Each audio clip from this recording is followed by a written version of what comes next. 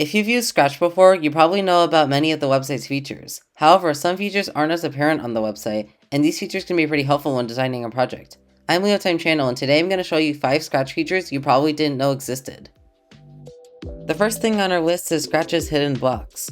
These are blocks like backstrap number of stage, which when you click into its menu, you can find the X position, Y position, costume number, etc.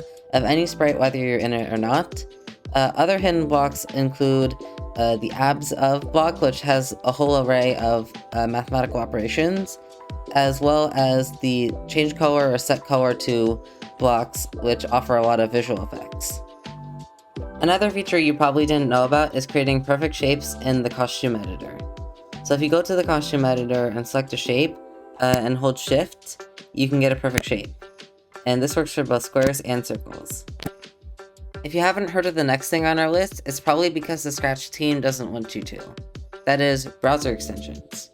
Browser extensions like Scratch add-ons add a ton of cool features to the website. You can install it by going to the Chrome Web Store or the web store in whatever browser you're on and clicking Add Extension. Once you've installed the extension, click on your extension menu and then on Scratch add-ons, and you will see a pop-up window that allows you to quickly view your messages as well as add-ons for the website. These add-ons add many features to Scratch, such as an editor dark mode, a pause button for projects, and even extra characters in your profile description.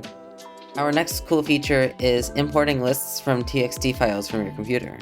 So if you go to the Variables tab and make a list, and right-click on that list, you'll see these 3 options: import, export, and hide. If you click import and go to a TXT file on your computer, you can now open it into the list and it will paste the TXT file into the list.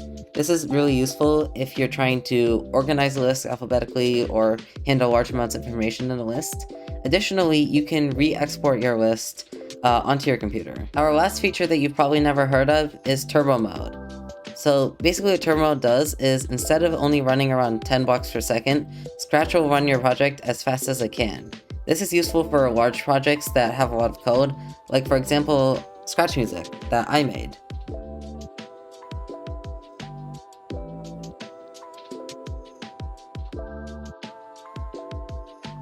So you should definitely turn this on when running any reasonably sized project. I hope you found this video helpful. If you like my content, please consider subscribing, it really helps me out. Also remember to like the video, and I will see you guys next time.